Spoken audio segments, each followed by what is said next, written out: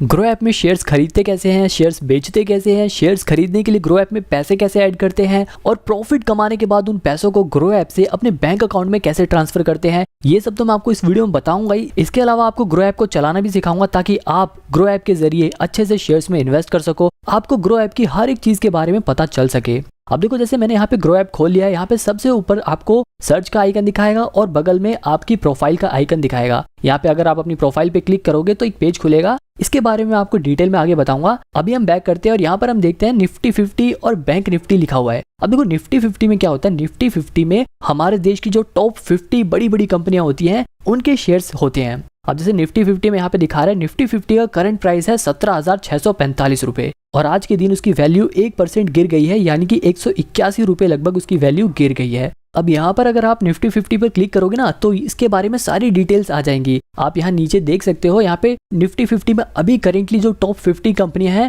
उनकी डिटेल्स आपको यहाँ पर मिल जाएंगी। यहाँ पे लिखा है ना, ये रिलायंस, TCS, HDFC बैंक, ऐसी जो टॉप 50 कंपनियां हैं वो निफ्टी 50 में है और उन सभी की डिटेल्स यहाँ पर आपको दिखा रहा है। यहाँ पर हम इसे बैक कर देंगे।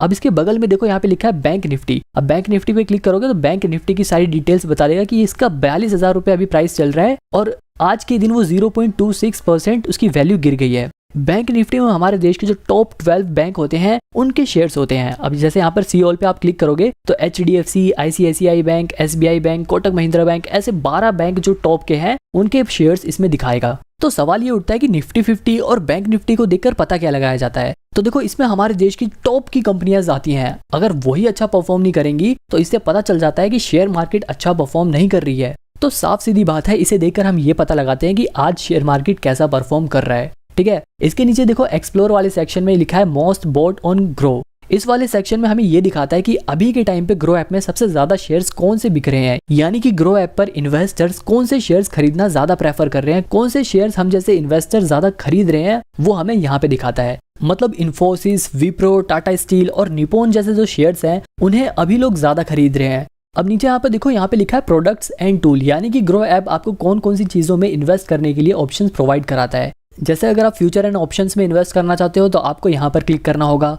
अगर आप इंट्राडे ट्रेडिंग में इन्वेस्ट करना चाहते हो तो आपको यहाँ पर क्लिक करना होगा। और अगर आप ऑल स्टॉक्स पे क्लिक करोगे तो आपके पास जितने भी स्टॉक शेयर मार्केट में लिस्टेड हैं वो सारे शेयर्स दिखा देंगे। यहाँ पे वो सारे शेयर्स अवेलेबल है, आप नीचे स्क्रॉल करके देख सकते हो। और इसके बगल में एक है IPO का सेक्शन। IPO में क्या होता है, जब कोई कंपनी पहली बार पब्लिक से शेयर्स के बदले में पैसा मांगती है तो वो ये IPO में दिखाता है। तो यहाँ पर अगर किसी कंपनी का IPO आता है तो वो ओपन में दिखाएगा। और इस क्लोज वाले सेक्शन में देखो एवलॉन टेक्नोलॉजीज का एक IPO दिखा रहा है। इसका मतलब ये है कि अभी जल्दी ही इस कंपनी का IPO बंद हुआ है। इसके अलावा आप अपकमिंग में आने वाले IPOs के बारे में भी देख सकते हो। जैसे यहाँ पे मामाअर्थ, गो डिजिट, गो एयर, ओयो जैसे जो फेमस कंपनियां हैं उनका IPO आने वाला है। जैसे ही इनके IPO की डेट अनाउंस हो जाएगी वो यहाँ ओपन वाले सेक्शन में आ जाएगा, जहां से आप IPO में इन्वेस्ट करने के लिए अप्लाई कर सकते हो। अब इसके नीचे आप गेनर्स और लूजर नाम का ये सेक्शन देख सकते हो। गेनर्स में क्या आता है, आज के दिन शेयर मार्केट में जिन कंपनियों के शेयर प्राइस ने सबसे ज्यादा उछाल ली है, यानी कि सबसे ज्यादा जिन कंपनियों का शेयर प्राइस बढ़ा है, जैसे कि यहाँ पे लार्ज लिखा है तो लार्ज कैप यानी कि जो बहुत बड़ी कंपनियां होती हैं उन कंपनियों में से किस कंपनी का शेयर प्राइस सबसे ज्यादा बढ़ा है वो यहाँ पे दिखा रहा है। जैसे कि नेस्ले इंडिया का शेयर प्राइस 20,199 रुपए है और उसका प्राइस आज के दिन ही 3.70% बढ़ गया, यानी कि 730 रुपए लगभग बढ़ गया है। और यहाँ पर आप देख सकते हो कि इसका शेयर प्राइस थोड़ा बहुत घट बढ़ रहा है। ऐसे ही इंटरग्लोब एविएशन नाम का एक और शेयर दिखा रहा है। अडानी ग्रीन का भी दिखा रहा है कि आज के दिन 22 रुपए उसका शेयर प्राइस बढ़ा है। अब देखो, इस लार्ज, मिड और स्मॉल का मतलब क्या होता है। स्मॉल कैप में हमें छोटी कंपनियां दिखाती हैं जिनका मार्केट साइज थोड़ा छोटा होता है। मतलब स्मॉल कैप छोटी कंपनियां, मिड कैप उससे बड़ी कंपनियां और लार्ज कैप सबसे बड़ी कंपनियां। अब जैसे यहाँ पर आप स्मॉल कैप में छोटी कंपनियां जिनका शेयर प्राइस बढ़ा है वो देख सकते हो। मिड कैप में जिन कंपनियों का शेयर प्राइस बढ़ा है आप यहाँ पे वो भी देख सकते हो। ऐसे ही आप टॉप लूजर्स भी देख सकते हो कि लार्ज कैप में किन कंपनियों के शेयर प्राइस गिरे हैं। यहाँ पे देखो आप, इन्फोसिस का शेयर आज के दिन 10.76% गिर गया, यानी कि आज के दिन उसकी वैल्यू लगभग 150 रुपए गिर गई है। ऐसे ही मिड कैप में आने वाली इन कंपनियों के भी शेयर प्राइस आज गिरे हैं। स्मॉल कैप में आने वाली सोनाटा सॉफ्टवेयर्स और बालाजी एमिनीज जैसी कंपनियों के शेयर प्राइस आज के दिन लगभग 4-5% गिर गए हैं। तो मतलब गेनर्स में हम ये देख सकते हैं कि किन कंपनियों का शेयर प्राइस बढ़ा है और लूजर में हम ये देख सकते हैं कि किन कंपनियों का शेयर प्राइस गिरा है। इसके नीचे एक मार्केट न्यूज का सेक्शन दिखाता है जिसमें शेयर मार्केट से रिलेटेड कुछ जरूरी न्यूज भी मिल जाती है। तो ये एक्सप्लोर वाले सेक्शन में बस इतना ही था। अब अगर आपको किसी शेयर के बारे में सर्च करना है तो वो आप कैसे करोगे। जैसे अभी हम यहाँ पर रिलायंस इंडस्ट्रीज का शेयर खोल लेते हैं क्योंकि रिलायंस एक बहुत बड़ी कंपनी है। सबसे ऊपर यहाँ पर आपको उसका करंट प्राइस दिखा देगा। जैसे यहाँ पर इसका करंट प्राइस 2370 रुपये है और आज के दिन उसकी जो वैल्यू है वो 0.6% बढ़ी है, यानी कि लगभग 14 रुपये उसका शेयर प्राइस बढ़ा है। अब एक दिन के बगल में यहाँ पे 1 वीक का भी लिखा है। आप इस ऑप्शन पे क्लिक करोगे तो एक हफ्ते में इस कंपनी ने कैसा परफॉर्म किया है वो दिखा देगा। इसी तरह अगर आप 1 मंथ का करके देखोगे तो एक महीने में इसकी वैल्यू लगभग 7% बढ़ी है, यानी कि लगभग 150 रुपये इसका शेयर प्राइस बढ़ गया है। इसी तरह अगर आप 1 साल का करके देखोगे तो 1 साल में इस कंपनी ने कुछ खास परफॉर्म नहीं किया है, बल्कि लगभग 6.5% इसकी वैल्यू गिरी है, यानी कि लगभग 162 रुपये 1 साल में इसका शेयर प्राइस गिरा है। इसीलिए बोलते हैं कि जब भी आप शेयर को खरीदो तो लंबे समय के लिए खरीदो। लंबे समय का मतलब 5-7 साल से ऊपर के लिए खरीदो। अब आप यहाँ पर 5 साल का क्लिक करके देखोगे तो 5 साल में 154% इसकी वैल्यू बढ़ी है, यानी कि लगभग 1400 रुपये इसकी वैल्यू बढ़ गई है। सोचो कितना ज्यादा प्रॉफिट हुआ है। अब अगर आप ऑल में करके देखोगे तो यहाँ पर आप देख सकते हो इसकी वैल्यू जो है वो 4470% लगभग इसकी वैल्यू बढ़ गई है, यानी कि लगभग 2300 रुपये इसकी वैल्यू बढ़ गई है। आप यहाँ पे क्लिक करके देखोगे तो यहाँ पे ईयर वाइज इसकी वैल्यू भी दिखा रहा है। अब यहाँ पर हम सबसे पीछे जाते हैं और यहाँ पे देखते हैं 2002 में इसका जो शेयर प्राइस था वो लगभग 50 रुपये था और आज के टाइम पे वो शेयर लगभग 2300 रुपये का हो गया है। सोचो कितना ज़्यादा प्रॉफिट है। मतलब अगर किसी ने इस शेयर में 20-21 साल पहले सिर्फ 500 रुपये लगाए होते तो उसकी वैल्यू लगभग 23,000 रुपये हो गई होती, और अगर किसी ने इसमें सिर्फ 5,000 रुपये लगाए होते उस टाइम पर तो आज उसकी वैल्यू लगभग 2,30,000 रुपये हो गई होती। और अगर उस टाइम पर किसी ने इस कंपनी के 10,000 शेयर्स खरीद लिए होते तो आज वो आदमी करोड़पति होता। तो मतलब यही है कि इस टाइमलाइन को देखकर आप इस कंपनी की पास्ट परफॉर्मेंस से लेकर उसकी करंट परफॉर्मेंस तक को पता लगा सकते हो।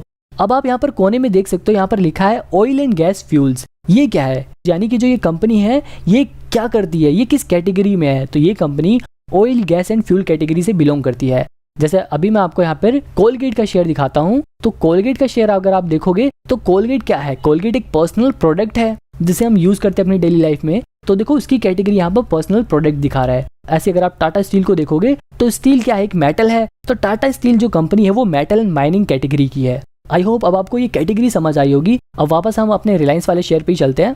इसके नीचे है ओवरव्यू। ओवरव्यू में आप देख सकते हो परफॉर्मेंस लिखा हुआ है। परफॉर्मेंस मतलब आज के दिन इस कंपनी के शेयर की वैल्यू सबसे ज्यादा कितनी बढ़ी है वो टुडेज हाई में दिखाएगा, और आज के दिन उस शेयर की वैल्यू सबसे ज्यादा कम कितनी हुई है वो चीज हमें टुडेज लो में दिखाएगा। इसी तरह से अगर आप 52 वीक्स का देखोगे, यानी कि पिछले 1 साल में इस शेयर की वैल्यू सबसे ज्यादा कितनी बढ़ी है वो हमें यहाँ पर दिखाएगा, और पिछले 1 साल में इस शेयर की वैल्यू सबसे कम कितनी हुई है वो हमें यहाँ पे दिखाएगा। जैसे कि पिछले 1 साल में रिलायंस की सबसे कम वैल्यू 2180 रुपये हो गई थी, और पिछले 1 साल में इसकी हाईएस्ट वैल्यू कितनी पहुंच गई थी, 2856 रुपये। अब यहाँ पे थोड़ा और नीचे आएंगे तो मार्केट डेप्थ नाम से ये पोर्शन दिखाएगा। यहाँ पे लिखा है बाय ऑर्डर्स और सेल ऑर्डर्स, यानी कि आज के दिन कितने % बायर्स इस शेयर को खरीदना चाहते हैं और आज के दिन कितने % इन्वेस्टर इस शेयर को बेचना चाहते हैं वो हमें यहाँ पे दिखा रहा है। जैसे यहाँ पर लगभग 70% जो इन्वेस्टर हैं वो अपने शेयर को बेचना चाहते हैं, और किस वैल्यू पे बेचना चाहते हैं वो हमें यहाँ पे आस्क प्राइस में दिखा रहा है। जैसे यहाँ पर 2371 रुपये पे लगभग 600 लोग अपना शेयर बेचना चाहते हैं। वहीं आप ये देख सकते हो कि कितने लोग बाय करना चाहते हैं। लगभग 30% इन्वेस्टर इस शेयर को खरीदना चाहते हैं, और वो कितने प्राइस में खरीदना चाहते हैं वो भी हमें यहाँ पर नीचे दिखा रहा है। जैसे लगभग 370 रुपये में इतने लोग खरीदना चाहते हैं, और इसके नीचे टोटल एग्जैक्ट क्वांटिटी भी दिखा रहा है कि लगभग कितनी क्वांटिटी लोग खरीदना चाहते हैं, यानी कि लगभग 2,57,000 शेयर्स लोग खरीदना चाहते हैं, जबकि लोग 6,15,000 शेयर बेचना चाहते हैं। तो इसे देखकर हम ये पता लगाते हैं कि कितने लोग शेयर बेचना चाहते हैं और कितने लोग शेयर खरीदना चाहते हैं। अब इसके और नीचे आओगे तो यहाँ पर एक्सपर्ट रेटिंग लिखा हुआ है, यानी कि एक्सपर्ट्स का क्या मानना है। तो यहाँ पर 84% एक्सपर्ट्स के हिसाब से इस कंपनी के शेयर को हमें खरीदना चाहिए, जबकि 10% जो एक्सपर्ट हैं वो कह रहे हैं कि जिनके पास ये शेयर है वो अपने शेयर्स को होल्ड करके रखो, यानी कि उन शेयर्स को बेचो मत, आगे इनकी वैल्यू और बढ़ेगी, ऐसा 10% इन्वेस्टर कह रहे हैं, और 6% एक्सपर्ट ये कह रहे हैं कि आप इस शेयर को बेच दो। तो इस वाले पोर्शन में हमें ये दिखाया जाता है कि एक्सपर्ट का क्या मानना है कि शेयर को खरीदना चाहिए या शेयर को बेच देना चाहिए। अब इसके नीचे और आओगे तो फंडामेंटल का सेक्शन दिखाएगा। अब ये देखो, ये छोटा सा फंडामेंटल समझाने वाला पोर्शन बहुत बड़ा है और ये बहुत ही इंपॉर्टेंट चीज भी है। इस फंडामेंटल के जरिए हम ये पता लगा सकते हैं कि क्या ये कंपनी इन्वेस्ट करने लायक है या नहीं, क्या इस कंपनी में अगर हम अपने पैसे लगाएंगे तो हमारे पैसे बढ़ेंगे भी या नहीं बढ़ेंगे। तो मतलब आपको ये शेयर खरीदना चाहिए या नहीं खरीदना चाहिए, ये डिसीजन डिपेंड करता है फंडामेंटल एनालिसिस पे, और ये फंडामेंटल एनालिसिस आप इन्हीं सभी फंडामेंटल्स को देखकर कर सकते हो। लेकिन ये करना कैसे है, ये सीखने के लिए आप मेरी ये वाली वीडियो देख सकते हो, जिसमें मैंने काफी डिटेल में और काफी सिंपल तरीके से फंडामेंटल एनालिसिस करना सिखाया है। हालांकि अभी मैं इस वीडियो में आपको ये एनालिसिस करके नहीं दिखा सकता, क्योंकि ये थोड़ा बड़ा प्रोसेस है, और अगर इसी वीडियो में हम ये करने लग गए तो ये वीडियो बहुत बड़ी हो जाएगी। नीचे हम यहाँ पर फाइनेंशियल्स देख सकते हैं, यहाँ से हम पिछले कुछ सालों में कितनी कमाई हुई है वो देख सकते हैं। इसी तरह हम प्रॉफिट भी देख सकते हैं कि रेवेन्यू में से एक्सपेंस को माइनस करने के बाद जो कंपनी के पास प्रॉफिट बचा, यानी कि कंपनी के पास जो मुनाफा बचा वो कितना है, हम ये देख सकते हैं यहाँ से।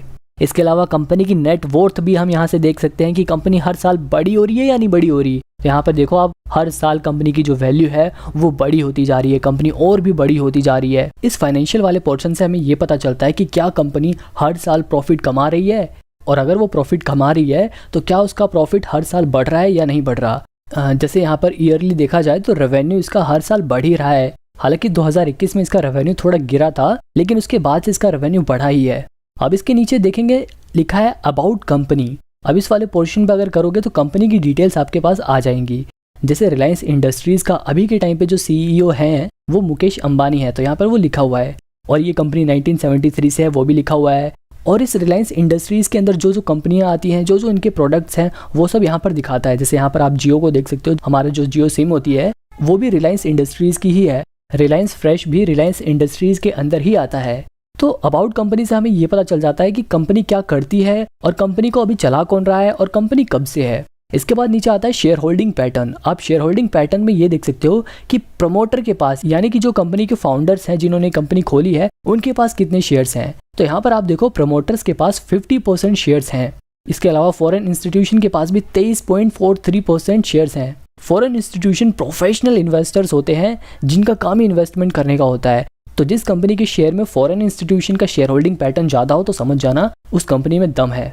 ऐसे रिटेल का पोर्शन दिखा रहा है 11.64%, यानी कि हम जैसे आम जो इन्वेस्टर हैं उनके पास 11.64% शेयर है। इसके अलावा डोमेस्टिक इंस्टीट्यूशन के पास भी 8.6% शेयर है। डोमेस्टिक इंस्टीट्यूशन में भी फॉरेन इंस्टीट्यूशन की तरह प्रोफेशनल इन्वेस्टर ही होते हैं। इसके अलावा इसमें 5.81% म्यूचुअल फंड का भी पैसा लगा हुआ है, यानी कि जिन लोगों ने म्यूचुअल फंड में पैसा लगाया था उनके एजेंट्स ने इस कंपनी के शेयर में भी इन्वेस्ट कर रखा है। तो शेयर होल्डिंग पैटर्न को देखकर हम यही पता लगाते हैं कि किसके पास कितने शेयर होते हैं। अब इसको थोड़ा और स्क्रॉल करोगे तो नीचे दिखा है टॉप म्यूचुअल फंड इन्वेस्टेड, यानी कि जो ये 5.8% म्यूचुअल फंड वाला पैसा इसमें लगा हुआ है, तो आखिर वो कौन सी म्यूचुअल फंड है जिन्होंने इसमें पैसा लगाया है। तो इसमें ICICI, HDFC index, UTI Nifty, Aditya Birla जैसे म्यूचुअल फंड्स ने इन्वेस्ट कर रखा है।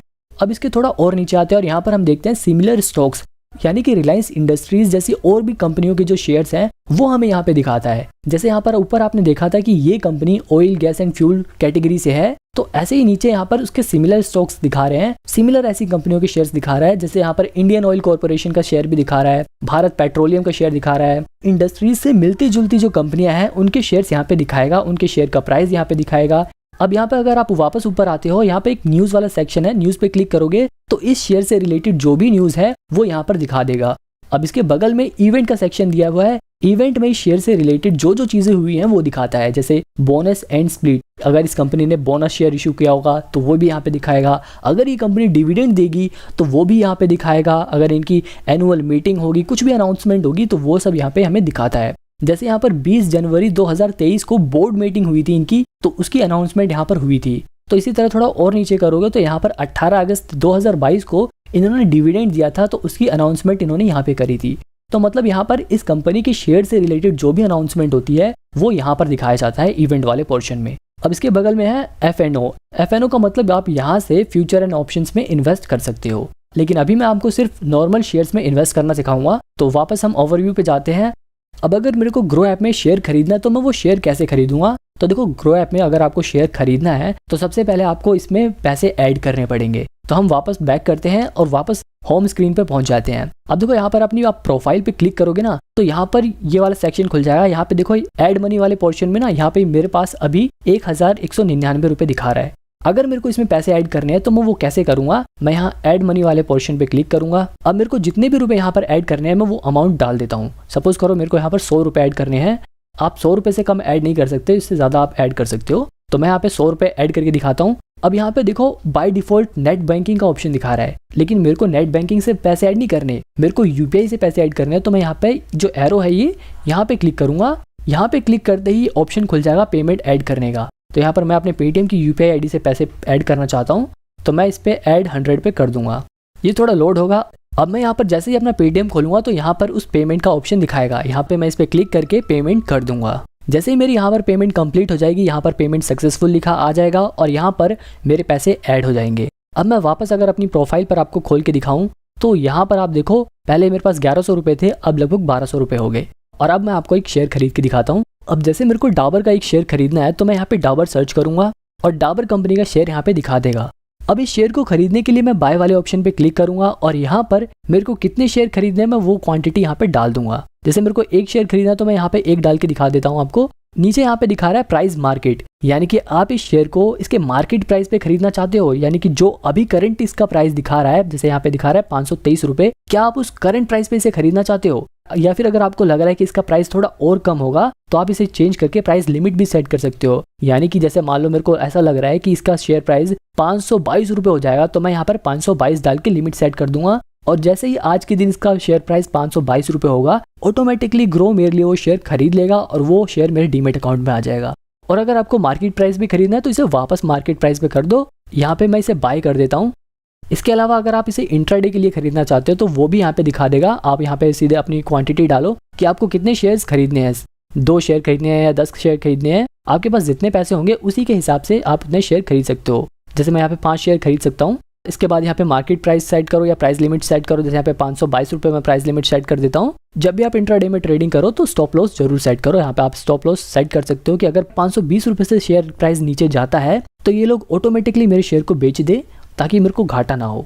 तो डिलीवरी का मतलब ये है, आप शेयर को एक दिन से ज़्यादा के लिए खरीदोगे, यानी कि आप 1 महीने, 1 साल, 5 साल, 10 साल, मतलब आप एक दिन से ज़्यादा के लिए जब भी शेयर को खरीदो तो डिलीवरी में आता है। और अगर आपको शेयर आज ही खरीदना है और आज ही बेचना है, आपको बेसिकली आपको ट्रेडिंग करनी है, तो वो इंट्राडे में आता है। हालांकि क्योंकि अभी आप नए हो और आप अभी इन्वेस्टमेंट करना सीख रहे हो, इसलिए ट्रेडिंग वाला ऑप्शन मत क्लिक करना। अभी आप डिलीवरी में ही शेयर को खरीदना। तो मैं इसे डिलीवरी में ही रहने देता हूँ और यहाँ पर मैं आपको एक शेयर खरीद के दिखा देता हूँ। बाय पे क्लिक करते ही शेयर आप खरीद लोगे। अब यहाँ पे ऑर्डर डिटेल्स में देखोगे तो इस ऑर्डर से रिलेटेड सारी डिटेल्स आपके पास आ जाएंगी। अब जल्दी से मैं आपको निप्पॉन का ये शेयर भी खरीद के दिखा देता हूँ। यहाँ हमें क्वांटिटी डालनी है और नीचे प्राइस सेट करना है। इसके बाद हमें बाय पे क्लिक कर देना है। अब ये शेयर भी आपको अपनी होल्डिंग्स में दिखा देगा। आप यहाँ नीचे देख सकते हो, निप्पॉन इंडिया ETF लिमिटेड नाम से ये शेयर दिखा रहा है। अब मान लो अगर आपको ये शेयर बेचना है तो आप इसे बेचोगे कैसे? शेयर्स को सेल करते हुए भी सबसे ऊपर आपको क्वांटिटी डालनी होगी कि कितनी क्वांटिटी आप बेचना चाहते हैं। यहाँ पे मैंने निप्पॉन का एक ही शेयर खरीदा था तो मैं एक ही शेयर बेचना चाहता हूँ, इसलिए यहाँ पे एक क्वांटिटी दिखा रहा है। अगर आपके पास ज्यादा शेयर है तो आप यहाँ पे क्वांटिटी भी बढ़ा सकते हो। नीचे आपको प्राइस डालना है कि क्या आप मार्केट प्राइस पे बेचना चाहते हो अपने शेयर को, या फिर आप प्राइस लिमिट सेट करके भी आप अपने हिसाब से वहां पर प्राइस सेट कर सकते हो कि मेरे को इस प्राइस पर अपना शेयर बेचना है। तो मैं इसे 28 रुपये 11 पैसे पे ही बेचना चाहता हूँ। तो मैंने यहाँ पे वो प्राइस डाला और यहाँ पे सेल कर दिया। सेल ऑर्डर प्लेस, यानी कि अभी ये ऑर्डर प्लेस हो चुका है लेकिन अभी ये बिका नहीं। जैसे इसका प्राइस 28 रुपये 11 पैसे होगा, ये सेल सक्सेसफुल हो जाएगी। अब आपने जितने भी आज शेयर खरीदे या बेचे, आपको वो चीज़ें यहाँ पर ऑर्डर्स में दिखा देगा। अभी जैसे मैंने अभी आपको डाबर का शेयर खरीद के दिखाया था तो वो यहाँ पर दिखा रहा है। इसी तरह से मैंने आपको निप्पॉन इंडिया का भी शेयर खरीद के दिखाया तो उसकी भी क्वांटिटी यहाँ पे दिखा रहा है। लेकिन जो हमने निप्पॉन इंडिया का शेयर बेचा वो अभी तक सक्सेसफुल नहीं हुआ, क्योंकि हमने यहाँ पर प्राइस लिमिट सेट कर रखी थी 28 रुपये 11 पैसे की, लेकिन अभी उसकी जो वैल्यू है वो 28 रुपये 9 पैसे है। इसीलिए अभी वो हमारा शेयर बिका नहीं है। तो इस पर क्लिक करके मैं अपने इस ऑर्डर को मॉडिफाई भी कर सकता हूँ। मान लो मैं जैसे चाहता हूँ कि ये 28 रुपये 10 पैसे पे ही बिक जाए, तो मैं इस पर क्लिक करूंगा और मॉडिफाई सेल कर दूंगा। मॉडिफाई सेल करते ही ये रिक्वेस्ट यहाँ पर इनके पास पहुंच जाएगी। अब जैसे ही 28 रुपये 10 पैसे पे इस शेयर को खरीदने वाले बायर्स आ जाएंगे, ये शेयर बिक जाएगा। अब यहाँ पर आप देख सकते हो कि ये शेयर बिक गया है। अब इस शेयर को बेचने के बाद आपका जो प्रॉफिट होगा वो यहाँ पर आपको दिखा देगा। अब आप यहाँ पर ये ध्यान दो कि जब भी आप किसी शेयर को बेचते हो तो उसकी 80% तो उसका 80% वैल्यू आपको जभी के जभी आपको मिल जाती है, लेकिन 20% पैसा वो आपको 48 घंटे में देते हैं। अब मान लो मैंने शेयर सस्ते में खरीद कर महंगे में बेचकर प्रॉफिट कमाया। अब मैं उस प्रॉफिट को ग्रो ऐप से अपने बैंक में कैसे भेजूंगा? तो ऐसा करने के लिए आपको अपनी प्रोफाइल पर क्लिक करना है। तो यहाँ पर आपके पास जितने भी पैसे हैं वो यहाँ पे दिखा देगा। इस पर आप क्लिक करोगे तो क्लिक करते ही यहाँ पर एक ऑप्शन दिखा रहा है विड्रॉ का। अभी कितने पैसे उसमें से विड्रॉ कर सकते हो वो ऑप्शन यहाँ पे दिखा रहा है। जैसा कि मैंने आपको बताया था कि 80% पैसे तुरंत ट्रांसफर हो जाते हैं, 20% के लिए 48 घंटे का समय लगता है। तो वो 20% भी आप 48 घंटे बाद ट्रांसफर कर सकते हो। अभी जितना ट्रांसफर कर सकते हो वो ऑप्शन यहाँ पे दिखा रहा है। तो मैं यहाँ पे विड्रॉ वाले ऑप्शन पे क्लिक करूंगा। अब यहाँ पर देखो अवेलेबल बैलेंस दिखा रहा है 595 रुपये, मैं इतने पैसे निकाल सकता हूँ। तो यहाँ पर मैं अभी आपको 100 रुपये अपने बैंक में वापस भेज के दिखाता हूँ। तो यहाँ पर मैंने 100 रुपये डाले और यहाँ पे विड्रॉ पे क्लिक कर दिया। ऐसा करते ये मुझसे मेरा पिन मांगेगा, तो मैंने यहाँ पर अपना फिंगरप्रिंट लगाया और ये विड्रॉ की रिक्वेस्ट प्लेस्ड हो गई। अब थोड़ी देर में 100 रुपये मेरे अकाउंट में आ जाएंगे। इसके अलावा आप यहाँ पर ऑल ऑर्डर्स पे क्लिक करोगे तो यहाँ पर आपने जितने भी शेयर्स खरीदे या बेचे हैं वो सारी डिटेल्स आपको यहाँ पर दिखा देगा। इसके नीचे आप यहाँ पर बैंक डिटेल्स देख सकते हो, इस पे क्लिक करोगे तो आपने अपना जो बैंक अकाउंट ग्रो ऐप से लिंक कर रखा है वो दिखा देगा। अगर आपको कोई और बैंक अकाउंट लिंक करना है तो आप यहाँ पर ऐड अनदर बैंक पे क्लिक करोगे और उसके बाद यहाँ पर बैंक सिलेक्ट करके अपनी डिटेल्स भरकर अपना दूसरा बैंक ऐड कर सकते हो।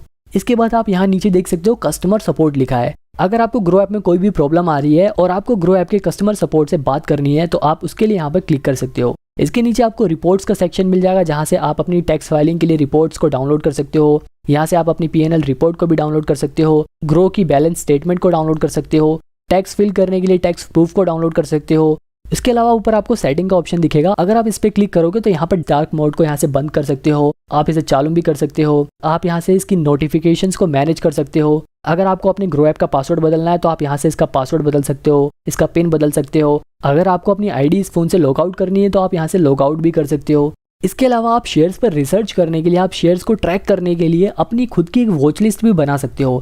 यानी कि अगर आपकी किसी शेयर के ऊपर नजर है और आप उसके शेयर प्राइस को ट्रैक करना चाहते हो कि कब उसका शेयर प्राइस घट रहा है, कब बढ़ रहा है, आपको ये जानना है तो आप उसको अपनी वॉच लिस्ट में ऐड कर सकते हो। जैसे मैंने यहाँ पर अपने नाम से एक वॉच लिस्ट बना रखी है, तो यहाँ पर आप अपने हिसाब से भी कोई सी भी एक वॉच लिस्ट बना सकते हो। अब देखो म्यूचुअल फंड्स के बारे में मैं आपको किसी और वीडियो में बताऊंगा, ये वीडियो बहुत बड़ी हो गई है। अगर आपको म्यूचुअल फंड के बारे में जानना है तो आप मेरे को कमेंट में बताना, मैं उसके ऊपर सेपरेट वीडियो बनाऊंगा और सब कुछ उसमें डिटेल में एक्सप्लेन करूंगा। आई होप आपको इस वीडियो से मदद मिले और चैनल को सब्सक्राइब करके आप फंडामेंटल एनालिसिस सीखने के लिए ये वाली वीडियो देख सकते हो।